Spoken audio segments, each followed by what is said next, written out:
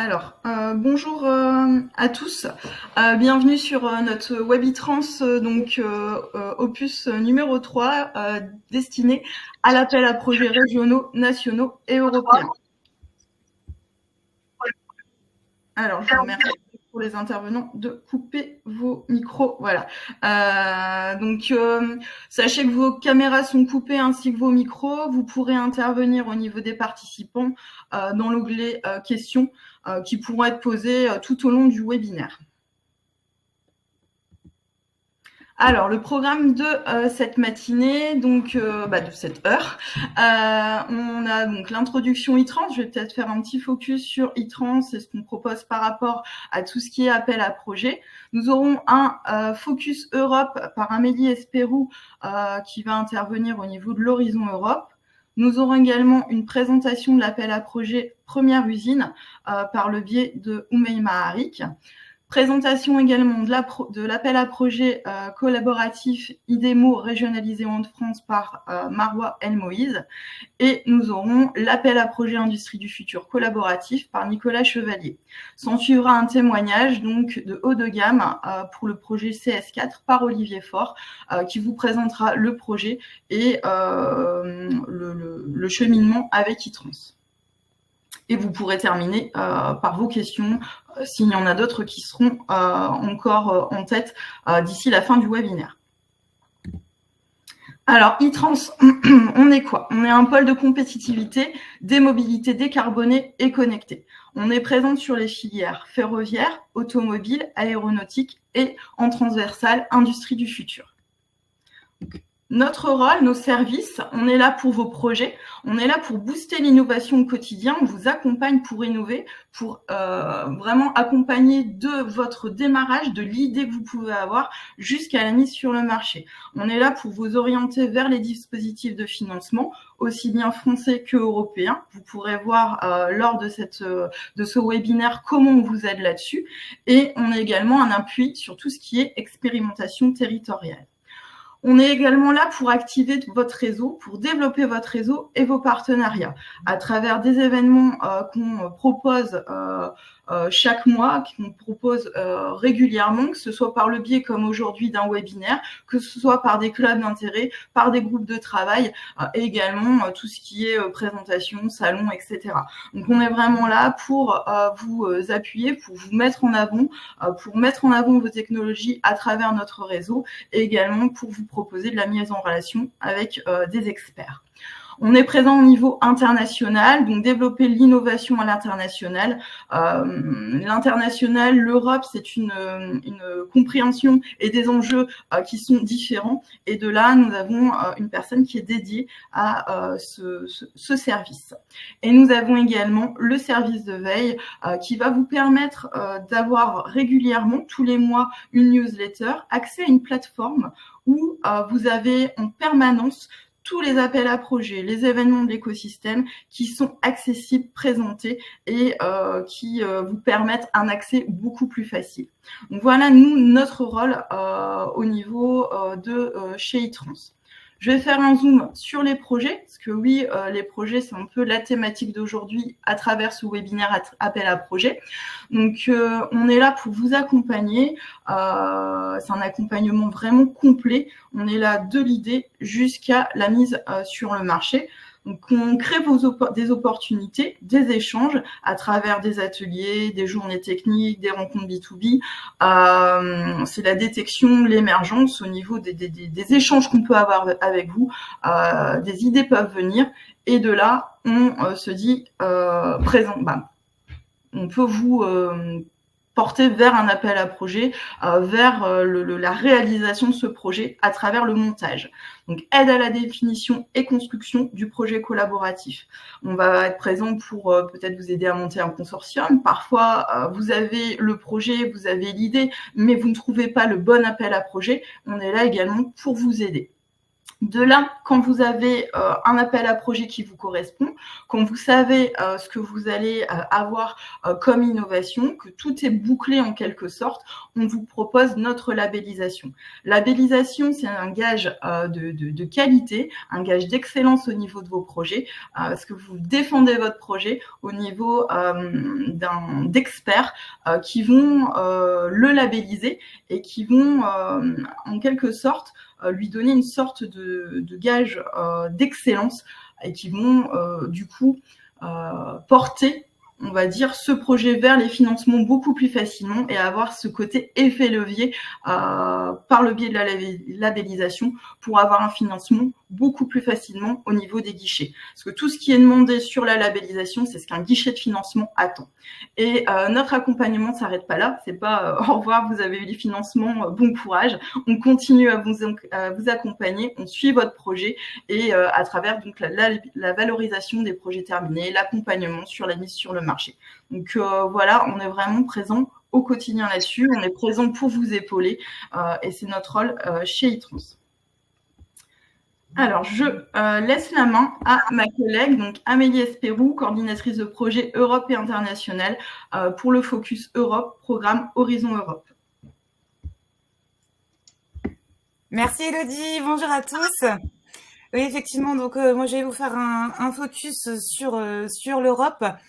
Alors, comme vous le savez, il y a beaucoup d'appels à projets au niveau européen, mais je sais que les membres e-Trans sont vraiment très intéressés par le programme Horizon Europe. Donc, j'ai choisi de vous parler de ce programme. Alors, juste pour rappeler, Horizon Europe, donc c'est le plus gros programme de recherche et d'innovation de tous les temps de la Commission européenne en termes de financement. Il y a un budget octroyé aux entreprises qui est de 95,5 milliards d'euros sur 7 ans, donc sur la période 2021-2025. C'est le successeur de H2020. Et ce qui nous intéresse, alors là, on a la structure d'Horizon Europe. Ce qui va nous intéresser au niveau de ce programme se trouve dans le pilier 2. Dans le pilier 2, donc, qui rassemble toutes les problématiques mondiales de compétitivité industrielle européenne. Ce pilier est divisé en différents clusters et ce qui va nous intéresser, c'est le cluster numéro 5, donc qu'on voit ici avec la flèche verte, qui regroupe tout ce qui concerne les sujets sur le climat, l'énergie et la mobilité. Alors donc ce cluster, il va englober toutes ces thématiques, tout ce qui est énergie renouvelable, bâtiments, villes et communautés, transport maritime zéro émission, aviation, industrie, système de transport multimodaux, etc. Et chaque cluster est divisé en différentes destinations et celles qui vont le plus vous correspondre, membres e-Trans, ce sont les destinations 5 et 6 sur tout ce qui est compétitivité des solutions, enfin solutions de compétitivité, pardon, pour le transport et ensuite tout ce qui est smart mobility. Alors, juste, si vous êtes novice par rapport à Horizon Europe, vous montrer un petit peu comment ça se passe quand les appels à projets sortent.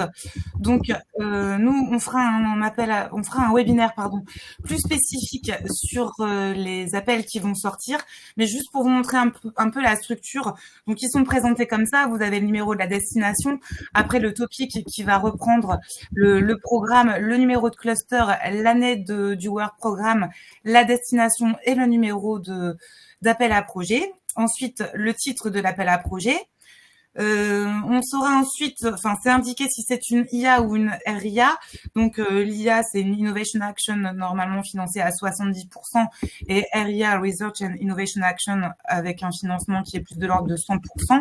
La différence, c'est bien sûr sur le niveau de TRL.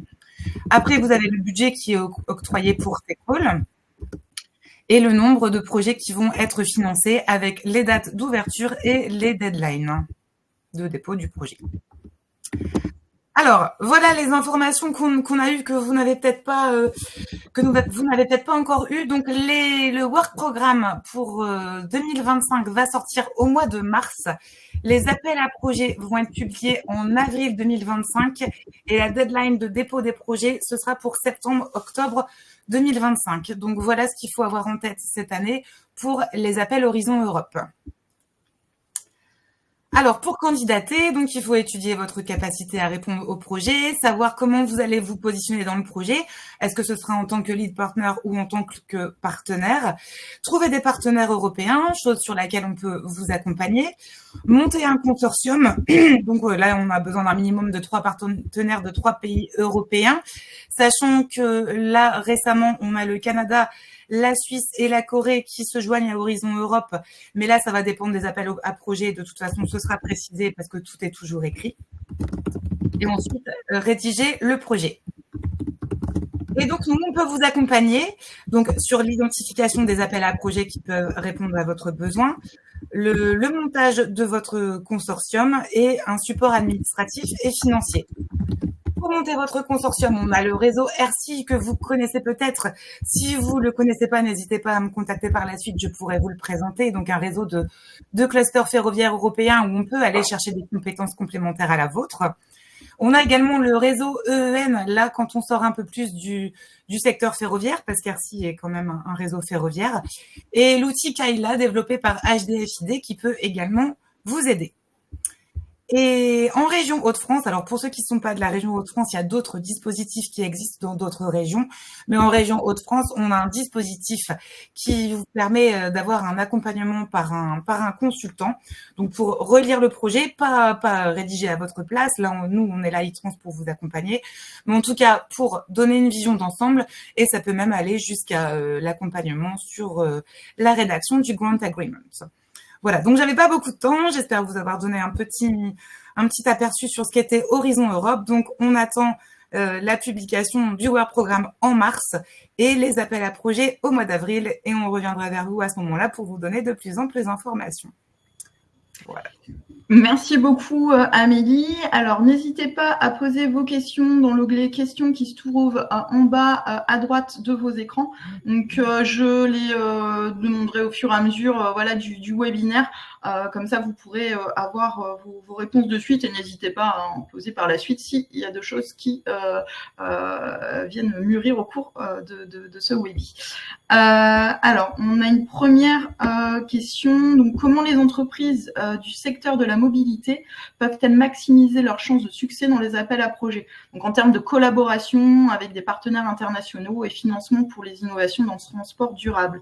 Donc quelle est la force voilà, d'e-trans et qu'est-ce que tu peux leur apporter, Amélie, là-dessus? Déjà, vous m'entendez? Oui. Déjà, l'identification des appels à projets qui vont correspondre à l'entreprise.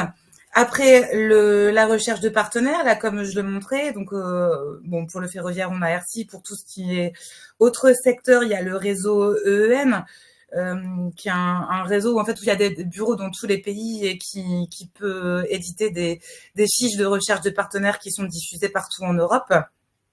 Et après, accompagnement sur le projet, sur le montage du projet, sur la rédaction sur l'écriture du budget. Voilà, un accompagnement sur la rédaction, en fait, sur tous les éléments à déposer à l'Europe. Et puis après, un guide éventuellement sur l'utilisation de la plateforme, parce que quand on ne l'a jamais fait, c'est pas forcément quelque chose de simple. Donc la plateforme Funding and Tenders, définir un LIR, ajouter le projet sur la plateforme, remplir les éléments, etc. Ok. J'espère que ça répond à la question. Alors, de toute façon, juste hop, après, vous avez les coordonnées donc d'Amélie si vous voulez la recontacter et avoir de plus en plus d'informations sur Horizon Europe et tout ce qui peut relever au niveau Europe et international. Donc, n'hésitez pas à revenir vers Amélie. Merci beaucoup. Alors, donc, nous allons enchaîner avec la présentation de l'appel à projet Première usine par Oumeima Harik. Oumeima, je te laisse la main. Merci beaucoup. Donc, bonjour à tous. Merci encore une fois de nous avoir rejoints aujourd'hui pour notre webinaire e-trans. Donc, Oumaima Harik, je suis manager opérationnel du pôle de compétitivité e-trans et j'accompagne également la coordination de projets ferroviaires, aéronautiques et transports guidés. Et donc, aujourd'hui, j'aimerais vous présenter l'appel à projet Première Usine, qui est l'un des appels à projets les plus récurrents de la BPI et qui donc mériterait qu'on s'attarde là-dessus pendant quelques minutes. Alors, ce qu'on va aborder aujourd'hui, c'est tout d'abord l'objectif de cet appel à projet. Quels sont les bénéficiaires, quelles sont les personnes les plus concernées par cet appel à projet qui pourraient y déposer un projet, quels sont aujourd'hui les bénéfices attendus par la BPI et par l'État, et donc qui vous permettront aussi de savoir sur quoi est-ce que votre dossier sera jugé. Nous allons ensuite aborder tous les projets qui seront attendus, et enfin les montants, l'intensité des aides et le calendrier pour le dépôt de ces dossiers-là. Alors, pour l'appel à projet Première Usine, ce qu'il faut tout d'abord savoir, c'est que l'appel à projet aujourd'hui s'inscrit dans le cadre du plan d'investissement France 2030. Et ce à quoi il vise tout d'abord, c'est à accélérer l'émergence de premières réussites d'industrialisation par des startups industrielles, mais également par des PME et des ETI innovantes. Donc aujourd'hui, l'objectif, c'est quoi? C'est encourager l'innovation industrielle en soutenant des projets qui intègrent de la technologie de pointe, stimuler la création d'emplois, justement à travers ces nouvelles usines qui seront créées grâce à cet appel à projet, promouvoir des pratiques écologiques et durables dans la conception et le fonctionnement de l'usine. Aujourd'hui, toutes les parties qui seront intégrées à comment est-ce que l'usine va fonctionner, quel matériel sera utilisé et qui se rapprocherait le plus, on va dire, d'une usine 4.0 seraient favorisées par la BPI. Et enfin, faciliter l'implantation d'usines dans les zones industrielles ou sites adaptés. Bien évidemment, ce qu'il faut noter, c'est qu'aujourd'hui, les projets qui sont concernés par cet appel à projet-là ont un TRL qui est souvent entre 4 et 6. Et ce que cet appel à projet va vous permettre de faire, c'est augmenter votre TRL jusqu'à 7 et 9, avoir un premier démonstrateur et donc passer en production. Alors, qui est concerné aujourd'hui par cet appel à projet? C'est tout d'abord les startups et PME innovantes à vocation industrielle qui ont toujours moins de 250 salariés, donc ça c'est important, et dont le chiffre d'affaires n'excède pas les 50 millions d'euros, ou alors dont le total du bilan annuel n'excède pas 43 millions d'euros en fonction du cas dans lequel vous êtes, et qui sont bien évidemment immatriculés en France. Par exception, le porteur de projet peut être une entreprise au statut d'ETI, mais seulement lorsque celle-ci a des caractéristiques d'innovation et d'hypercroissance, et sous réserve des possibilités de soutien au titre de régime d'aide d'État européen. Donc là, on va aussi s'appuyer sur des appels à projets européens pour venir compenser ce que l'État ne va pas donner sur ce premier usine. Par ailleurs aussi, le projet peut être porté, bien évidemment, par une structure ad hoc, dès lors qu'il s'agit du développement de capacités industrialisées, mutualisées, ou pour une ou des startups et des PME. C'est-à-dire que vous pouvez être un grand groupe qui va vouloir postuler pour ce première usine. L'objectif, c'est aussi d'avoir une plateforme qui sera mutualisée avec une startup ou une PME. Et enfin, pour savoir, les projets qui seront attendus aujourd'hui, les bénéfices qui sont attendus surtout, seront les retombées économiques en termes d'emploi et d'investissement. Et ça, c'est quelque chose qu'il faut toujours mettre en avant dans votre dossier. Toujours parler de la valorisation d'acquis technologiques actuels, présenter le soutien aujourd'hui à la pérennité et au développement du tissu industriel français, tout d'abord régional dans votre cas, et même celui de votre communauté là où va s'installer l'usine. Le retour industriel en France avec des avantages concurrentiels des secteurs industriels dans la concurrence mondiale, et enfin la performance environnementale. Et donc en fait, les projets attendus consistent en des implantations de sites pilotes ou de production industrielle destinée à commercialiser des produits innovants ou alors de la mutualisation des capacités pré-industrielles au profit des startups. Donc, pour donner un peu plus d'informations, on a déjà, les produits attendus sont tout d'abord des premières usines de production industrielle. Donc ça, ce sont des entreprises qui vont créer leur première ligne de production après une phase de prototypage. Et donc ça, c'est vraiment le type de projet qui est le plus principalement visé par cet appel à projet. On a également une implantation d'unités de production industrielle portée par une PME qui exerce déjà une activité industrielle, mais uniquement lorsque le projet permet de lancer une nouvelle ligne de production et qui est complètement distincte de l'ancienne activité qui était faite par cette PME-là. On peut aussi avoir une ligne de pilote pour pré-commercialisation ou qualification. Et donc là, en fait, l'idée, ce serait de dire, aujourd'hui, on souhaite installer une ligne pilote avec une seule condition, c'est soit que la production va permettre en fait de faire des essais qui nous permettront d'avoir une qualification clé pour pouvoir intégrer la phase finale du processus industriel de production, ou alors pour pouvoir dire aujourd'hui c'est une pré-commercialisation qui va nous permettre de voir si on peut passer en développement série. Une production chez un tiers, donc bien évidemment, on a aujourd'hui des entreprises et des secteurs en France qui ont besoin d'installer des lignes de production chez un tiers. Alors, typiquement, si on prend aujourd'hui le domaine de la santé, c'est bien le cas. Aujourd'hui, ils vont installer des lignes chez des producteurs tiers pour pouvoir faire leurs produits, mais pas que. On retrouve ça également dans les entreprises en électronique et même dans le transport. Et l'idée, c'est aujourd'hui, si vous souhaitez externaliser votre production pour un produit innovant dans lequel votre usine, votre secteur ne vous permettront jamais d'intégrer cette ligne, l'appel à projet vous concerne. Une extension technologique d'un site existant, et donc ça, c'est une amélioration d'une ligne de production existante pour intégrer une nouvelle technologie. Et là, c'est ce qu'il faut prouver surtout, c'est dire, aujourd'hui, on a un produit innovant, on a déjà une usine, elle est capable de produire, mais elle n'est pas capable de produire ce produit-là spécifiquement, nous n'en avons pas les capacités. Et donc, une fois que c'est prouvé, ils vont vous permettre, en fait, d'améliorer votre ligne pour permettre à ce produit d'intégrer votre usine. Et enfin, et c'est là où les grands groupes aussi vont intervenir, ce sont les plateformes industrielles mutualisées. Et donc là, l'idée, c'est de permettre de mettre du foncier industriel à disposition des entreprises et de mutualiser des équipements et des procédures d'autorisation. En fait, la logique de cette plateforme, elle va présenter une forte dimension sectorielle et territoriale, car les entreprises auront davantage intérêt à se réunir lorsque leurs activités sont plus proches, et justement lorsqu'ils vont avoir un site partagé entre eux, ce qui va leur permettre aussi de mutualiser leurs synergies. Et donc aujourd'hui, on le retrouve encore une fois dans plusieurs domaines, en chimie, en électronique, en santé, en fabrication additive. Et donc, pour ce qui est aujourd'hui des montants des aides et des calendriers, ce qu'il faut savoir, c'est que l'aide sera apportée sous forme de subventions et d'avances récupérables, réparties selon un ratio de 60% de subventions, 40% d'avances récupérables, et que le taux d'aide ciblé sera toujours entre 20 et 30%. À garder en tête, bien évidemment, que les projets doivent présenter une assiette de dépenses totales d'un montant supérieur à 5 millions d'euros, et que les projets auront une durée indicative comprise entre 12 et 48 mois, bien évidemment. Et là, l'idée, c'est de savoir aussi ce qui sera financé par ce projet, parce que toutes les dépenses ne sont pas éligibles. Les frais de personnel sont bien évidemment compris aujourd'hui dans l'appel à projet. Il y a également le financement d'infrastructures, de fonciers, d'immobilier, d'immobilisation incorporelle, de brevets, de licences, l'achat d'équipements et de machines, les dépenses d'industrialisation, les dépenses d'amélioration énergétique et environnementale, des outils de production et dépenses de prestations de conseil, la sous-traitance, bien évidemment, qui sera prise jusqu'à 30% maximum, les contributions aujourd'hui qui vont être liées à la réalisation du projet industriel en matière de recherche et de développement, de certification, de normalisation, et enfin les frais de mission, bien évidemment, qui seront comprises. À savoir que c'est toujours un peu différent entre les différentes en fonction de la nature de votre structure. Pour les laboratoires de recherche, le personnel recruté par le projet sera pris en compte et les dépenses de soutien au programme le seront également, c'est-à-dire les consommables, les frais de mission et documentation. Et puis enfin, ce qu'il faut savoir, c'est que pour cette relève actuelle, la date limite de dépôt de dossier est pour le 15 décembre à midi, mais encore une fois, pour 2026, ce qui laisse tout de même à peu près 2 ans pour pouvoir déposer son projet. Mais en fait, c'est un projet qui est très récurrent, donc l'idée, c'est qu'une fois qu'il est fini, que les premiers projets ont touché aujourd'hui leur subvention, une deuxième relève est lancée, une troisième, etc. Voilà. Donc, merci à tous, et je suis à votre disposition si vous avez des questions. Alors, n'hésitez pas à poser des questions dans l'onglet, comme je vous l'ai précisé tout à l'heure. On avait une remarque d'un de nos participants, donc quid de la gestion des actifs et des coûts de possession qui pour moi doivent être les moteurs de l'innovation.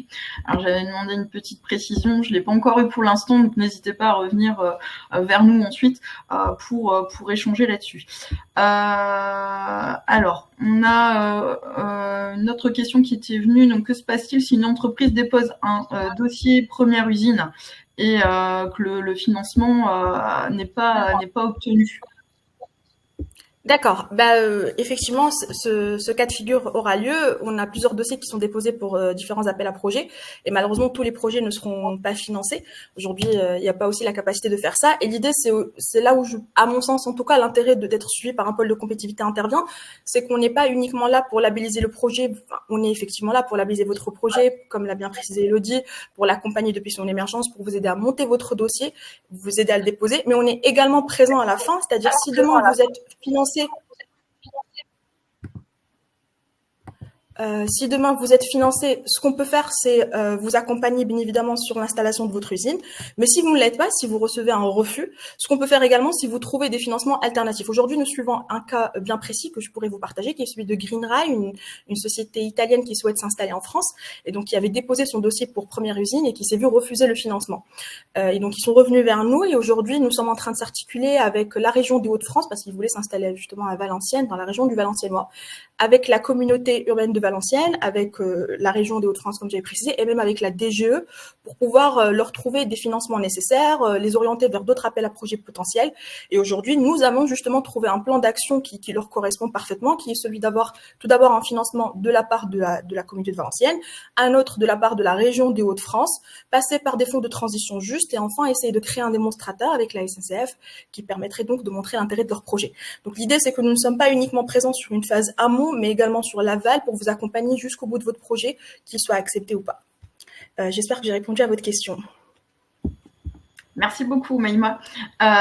Et comme je le dis à chaque fois, si vous avez d'autres questions, vous avez les coordonnées de Maïma pour revenir en direct vers elle sur alors cet appel à projet, mais aussi tout ce qui pourrait relever du ferroviaire.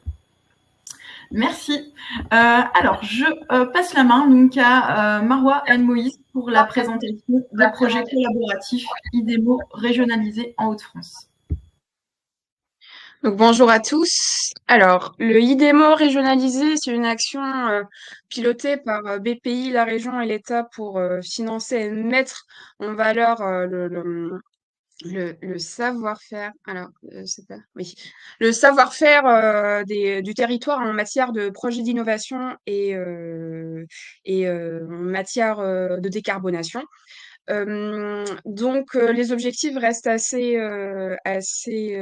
similaires aux autres appels à projets.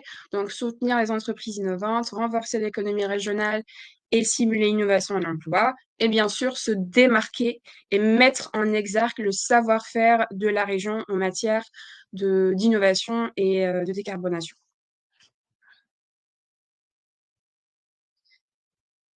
Sur la nature des projets attendus, donc nous, en tant que pôle de compétitivité des mobilités décarbonées et connectées, donc on est sur la mobilité au sens large, allant de l'auto au ferro, à l'aéro, à l'industrie du futur appliquée d'une manière transversale. Donc on est assez touché par la majorité de ces domaines ciblés. Quant à l'éligibilité des candidats, donc comme c'est des projets collaboratifs, donc on est sur des consortiums de minimum 2 jusqu'à 5 partenaires. Pour le minimum, donc un académique et une entreprise style PME-ETI. Les partenaires peuvent soit tous appartenir être implantés tous à la même région ou sinon appartenir à des régions différentes. Donc, quand les partenaires appartiennent tous à la même région, on sera sur des projets collaboratifs intra-régionaux. Sinon, donc, cas d'avoir au minimum un partenaire implanté hors région de France, donc on est sur des projets collaboratifs interrégionaux. Sur la durée des projets, donc de 24 à 60 mois, avec une assiette de minimum 1 million d'euros jusqu'à 4 millions d'euros. Pour les projets qui dépassent les 4 millions d'euros, donc on sera redirigé vers le IDEMO national. Donc, pour les dépenses éligibles, ça reste assez classique, hein, comme la majorité des appels à projets. Donc, frais du personnel, la sous-traitance, le matériel, voilà, les coûts de recherche, les brevets, etc. Pour la modalité de l'aide, donc pour les entreprises, c'est PME-ETI, donc on sera sur un maximum de mix de subventions et d'avances remboursables de 60%. Et pour les établissements académiques, pardon, on sera sur un maximum de 50% sur les coûts complets. Bien sûr, les taux d'intervention sont modulés en fonction des terrains du projet, en fonction de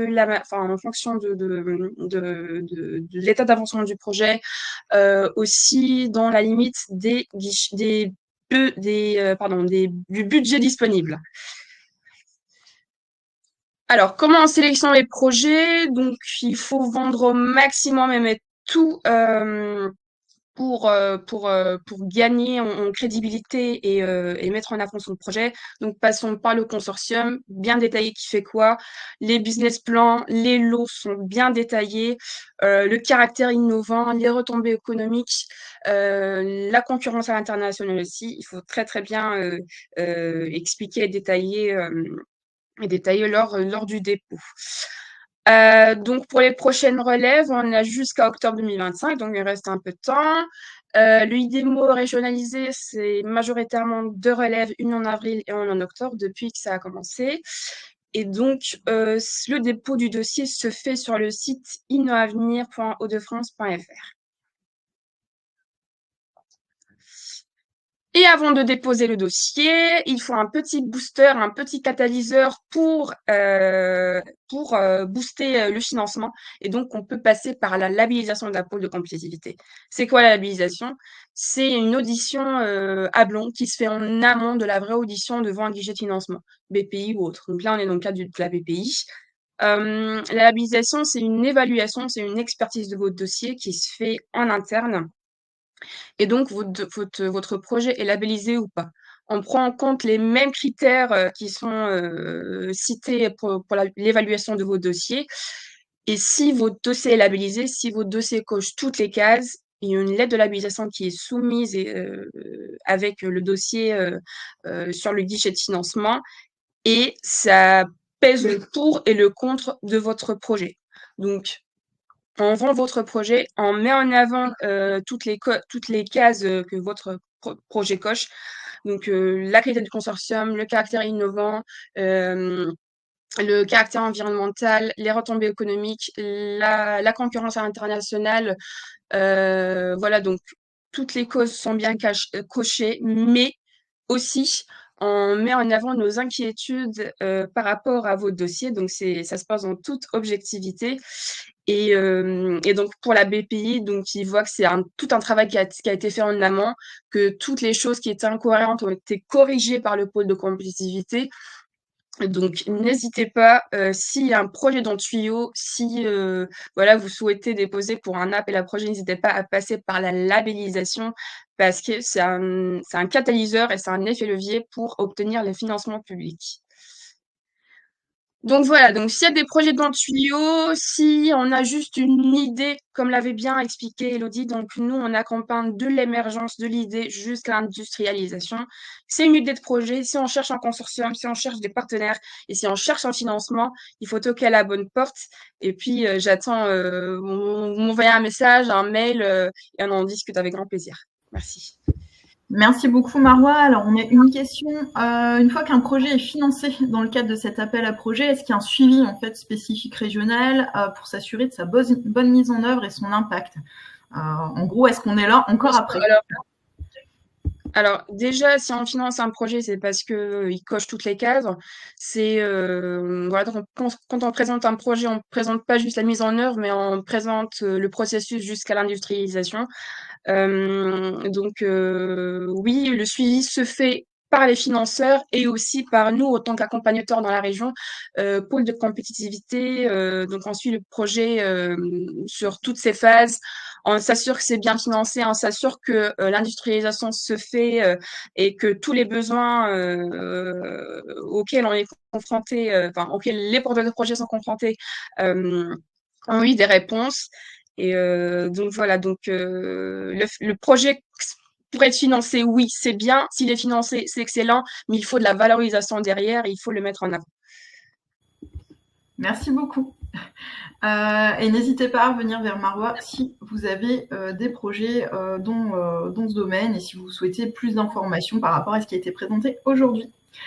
Alors, donc, suite de ce webinaire avec la présentation de l'appel à projet Industrie du futur collaboratif qui sera présenté par Nicolas Chevalier. Je te laisse la main.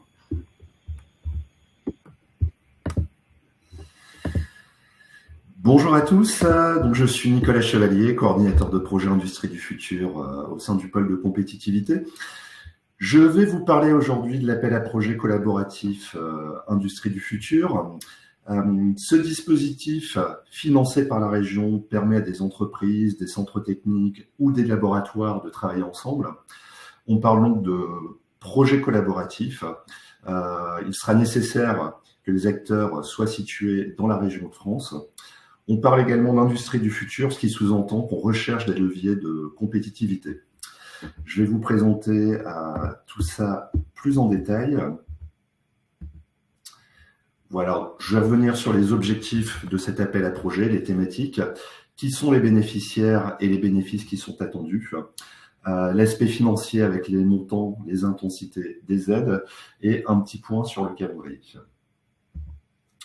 Voilà, donc comme je l'ai dit, cet appel à projet a pour objectif de permettre à des entreprises, des centres techniques, mais aussi des laboratoires de recherche situés dans les Hauts-de-France de travailler ensemble sur des projets à fort degré d'innovation, portant sur des grands leviers de compétitivité de l'industrie.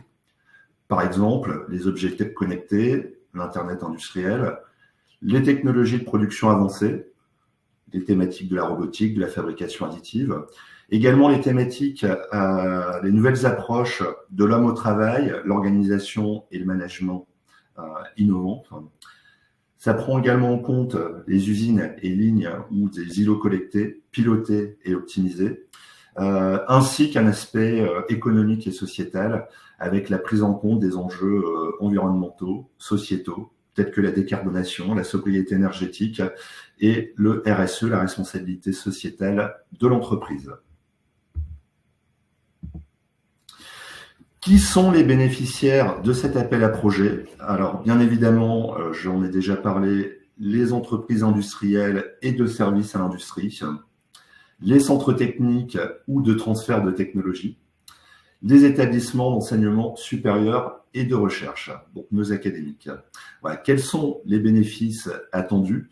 Alors, comme souvent, on attend des retombées industrielles à court terme dans la région, j'insiste bien sur ce point, que ce soit en termes de maintien ou de création d'emplois.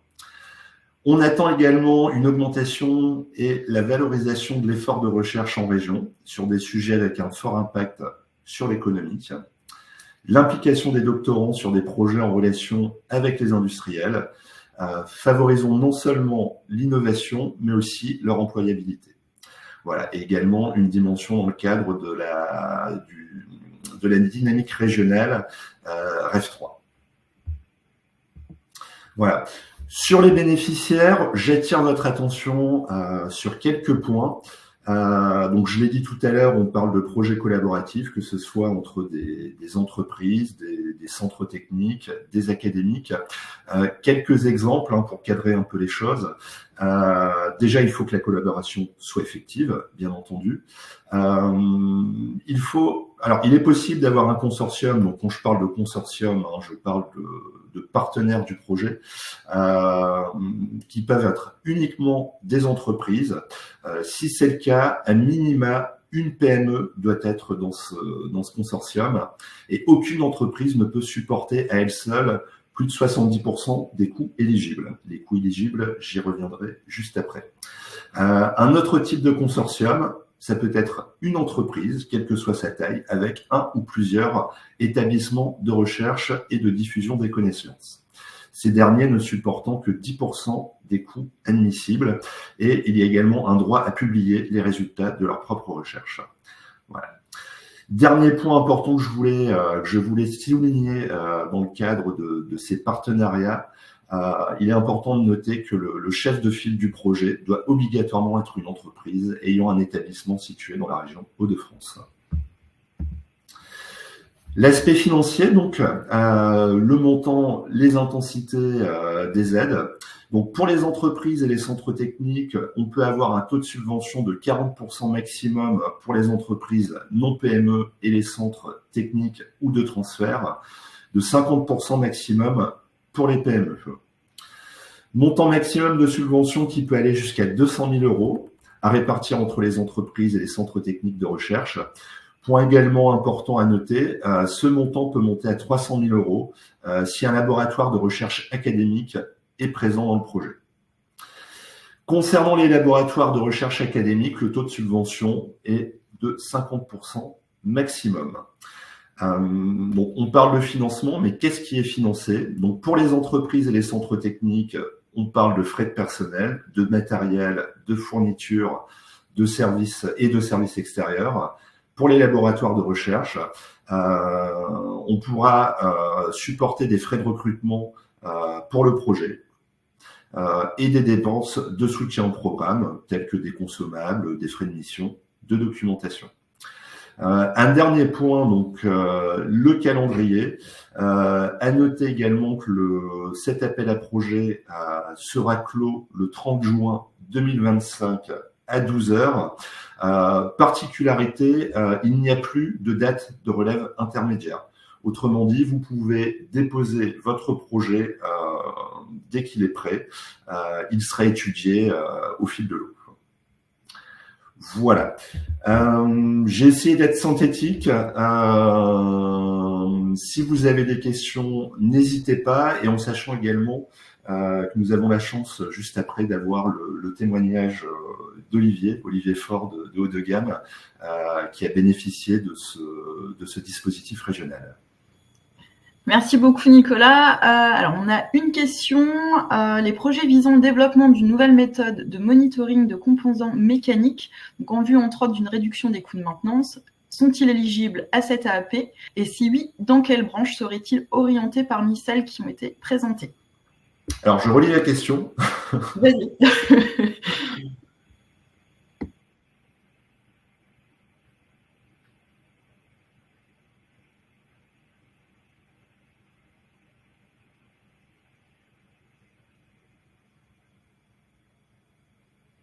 Alors là, on va revenir un peu sur des critères qui ont déjà été évoqués tout à l'heure et des leviers qu'on a déjà un peu explicités. Effectivement, déjà premier levier, bien entendu, l'accompagnement d'ITRANS, et là je pense plus particulièrement à l'aspect labellisation. Marouane en a parlé tout à l'heure, c'est-à-dire qu'on va accompagner le projet, on va le challenger, on va lui faire passer un oral à blanc, on va le mettre aussi entre les mains de nos experts pour avoir leur recul, pour maximiser les chances une fois le dossier présenté devant la région. Ensuite, ce qu'on peut également proposer, c'est des mises en relation directement avec nos guichets de financement. Et là, on va s'appuyer sur nos partenaires régionaux justement pour cadrer en amont au mieux le dossier, le projet. Merci beaucoup. Alors après, comme je dis, n'hésitez pas à revenir en direct pour ces questions très précises au niveau, est-ce que ça répond à cet appel à projet? Nous, derrière, il y a aussi un travail à faire au niveau des coordinateurs, du guichet de financement pour aller un peu plus loin. Merci beaucoup Nicolas. Comme tu l'as dit, je passe la main donc à Olivier Faure de Haut de Gamme qui nous fait un petit retour d'expérience sur la présentation d'un projet CS4 sur cet appel à projet collaboratif Industrie du futur. Bonjour, j'espère que vous m'entendez tous bien. Oui, alors un chef d'entreprise, surtout quand il est orienté technologie et innovation, est peut-être pas le meilleur porte-parole pour parler de l'environnement administratif qui nous plaît aussi à tous. Mais bon, je vais faire de mon possible. Je vais juste évoquer notre projet parce que c'est peut-être ce qui me tient le plus à cœur. Et puis, je vais vous donner mon retour d'expérience de chef d'entreprise, de pourquoi je serai... je vous inciterai à passer par les fourches-codines d'ITRANS avant de déposer votre projet. Juste un petit tour d'horizon sur notre projet. Le projet s'appelle CS4. Si je vais passer directement à la fin pour vous montrer d'où ça vient. C'est-à-dire que nous avons développé il y a une quinzaine d'années un outil. On a beaucoup travaillé pendant quelques années avec la SNCF pour mesurer le profil du fil qui vous amène l'énergie à la locomotion du train électrique. Suite à ce projet, on a été amené à développer la machine que vous voyez à l'écran, qui est une machine qui va mesurer la section de la caténaire. C'est un projet qui a été livré à la SNCF il y a 7 ans maintenant, 6 ans, et qui est utilisé régulièrement pour valider que le train de mesure, qui lui fonctionne à 100 km/h, donne des bonnes mesures. Donc ça, c'était notre projet qui existe toujours. Cette machine existe et on l'utilise de temps en temps pour corroborer les chiffres du train de mesure de la SNCF qui s'appelle CAMES4.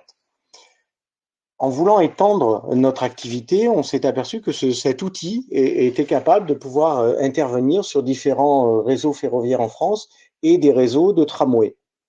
Sauf que cet outil a un certain nombre de limitations qui ne nous permet pas de fonctionner quand le réseau est sous tension, qui nous permet de fonctionner, vous voyez que c'est mu par un tout petit moteur avec des êtres humains derrière qui se déplacent devant le moniteur, et donc ça fait du 3 ou du 4 km/h.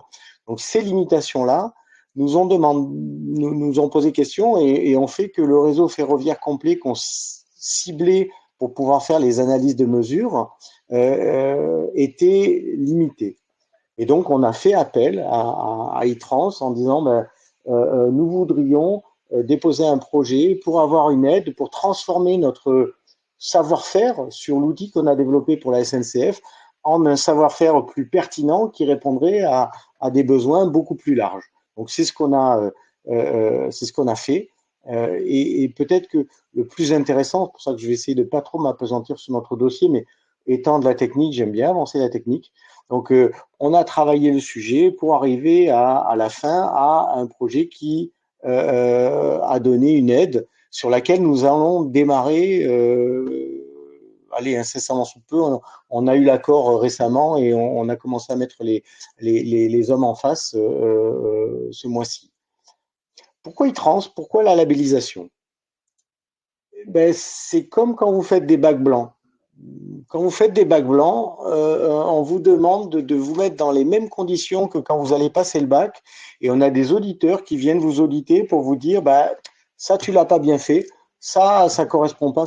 En fait, la labellisation Itrans vous permet de tester la fiabilité de votre projet. Ça, c'est un premier point. C'est-à-dire que si vous êtes labellisé Itrans, ça veut dire que vous êtes passé par toutes les étapes qui feront que ce qui va être analysé par ceux qui vont vous prêter l'argent ou vous donner l'aide aura été déjà vu par des experts, par des gens de l'administration qui vont vous dire non, si tu présentes que cet aspect, il va manquer ça. Donc, ça vous permet de faire toute la review de votre projet et de correspondre exactement à ce que vont attendre les financeurs ou les gens qui peuvent vous octroyer de l'argent.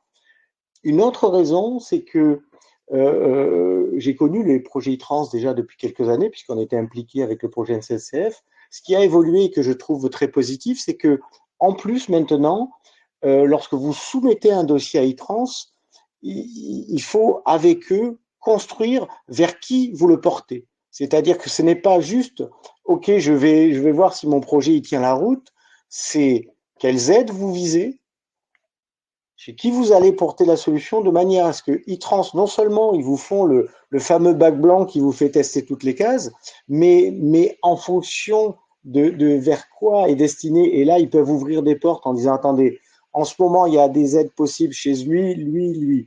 Ce projet tel que vous le présentez, il ne correspond pas à eux, Par contre, pour eux, il correspond bien, et à ce moment compliqué à gérer.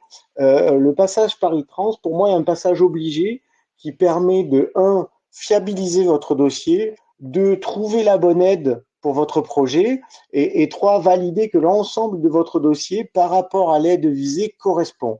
Et une fois que vous avez tout ça, ça ne veut pas dire que vous avez l'aide, mais ça veut dire que vous avez passé toutes les étapes nécessaires qui vous permettent ou pas d'obtenir l'aide, au lieu de la déposer comme ça et de lancer la pièce en l'air en se disant est-ce qu'ils vont ouvrir mon dossier ou pas. Voilà ce que je peux vous dire sur notre expérience. Donc, je suis ravi d'avoir travaillé avec Nicolas, avec ses équipes pour ce dossier. Et nous, à partir du moment où on a été labellisé Itrans, le passage en commission n'a eu que du retard dû à des délais administratifs, mais pas du tout à du structurel dossier. C'est-à-dire que notre dossier, tel qu'il a été validé par Itrans, a été l'étape d'après validé par la commission. Si vous avez des questions, je serai ravi de répondre. Voilà, s'il y a des questions, s'il y a des choses à préciser, peut-être sur le projet d'eau de gamme. Est-ce que vous avez rencontré peut-être des difficultés au cours peut-être en amont de ce projet? Est-ce que nous, on a pu apporter des éléments là-dessus? Un petit peu le retour, mais vraiment en amont du projet. Du dossier, non, la vraie difficulté, mais ça arrive, c'est que on avait échangé au salon à Lille et que la personne qui m'avait reçu et qui trouvait notre dossier intéressant a changé de poste très subitement et du coup, moi, je pensais que c'était lancé et j'ai pas fait gaffe. Je l'ai pas relancé et c'est après, grâce à Nicolas, qu'on a remis les wagons ensemble. Mais non, sinon, j'ai pas eu de soucis ni à Mont ni à Vac. Ok. En tout cas, merci beaucoup pour ce retour d'expérience et puis la présentation du projet. N'hésitez pas à revenir vers Olivier si vous avez des questions complémentaires sur ce projet également haut de gamme. Alors, donc, on a posé les questions au fur et à mesure. Je ne sais pas s'il y en a d'autres. N'hésitez pas à aller mettre dans l'onglet juste en bas. Merci à tous, en tout cas, pour l'attention portée sur ce webinaire, pour les questions qui ont été posées au fur et à mesure. Donc, toute l'équipe, vous pouvez la retrouver sous ces coordonnées. Donc, j'ai également mis nos autres services, veille, donc animation, et également Valentine, qui est assistante au niveau de tout ce qui est projet ferroviaire. Vous avez un petit QR code, n'hésitez pas à le flasher pour répondre à l'enquête sur ce webinaire et nous permettre d'améliorer tout ce qu'on peut vous proposer au niveau des thématiques liées à nos animations. Encore merci à tous nos intervenants, merci à mes collègues d'être intervenus et d'avoir fait la présentation de tous ces appels à projets. Je vous souhaite à tous une bonne journée et à bientôt. Au revoir. Merci Elodie, bonne journée.